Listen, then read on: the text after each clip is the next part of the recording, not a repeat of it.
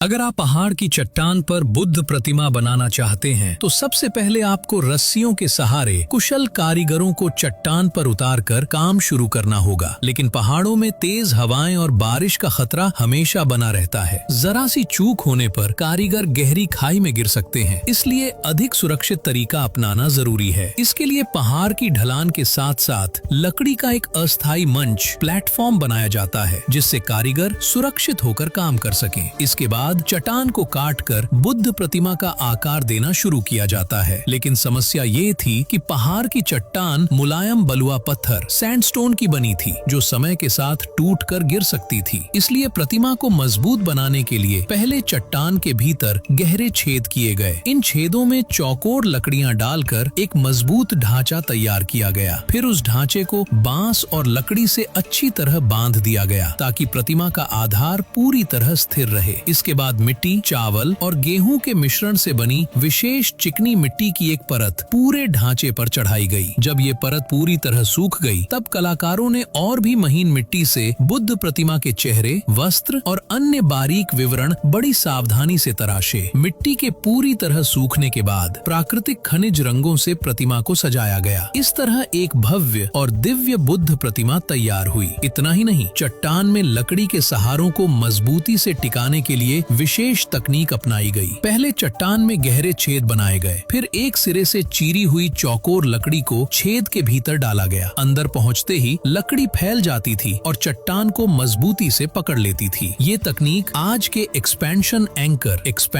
Anchor जैसी थी, जिससे पूरा ढांचा बेहद मजबूत बन जाता था। इसके बाद नीचे अतिरिक्त लकड़ी के खंभे लगाए गए और उन पर लकड़ी की बीमों का सहारा दिया गया। फिर पहाड़ की ढलान पर लकड़ी के तख्ते और रेलिंग लगाकर संकरे दर्शनीय मार्ग वॉकवे तैयार किए गए। काम पूरा होने पर अस्थायी मंच हटाकर अगली ऊंचाई पर नया मंच बनाया जाता था और सभी मार्गों को सीढ़ियों से जोड़ दिया जाता था। इसी अद्भुत निर्माण कला का परिणाम है माइजिशान ग्रो। ये प्राचीन रेशम मार्ग सिल्क रोड की अमूल्य सांस्कृतिक धरोहर है।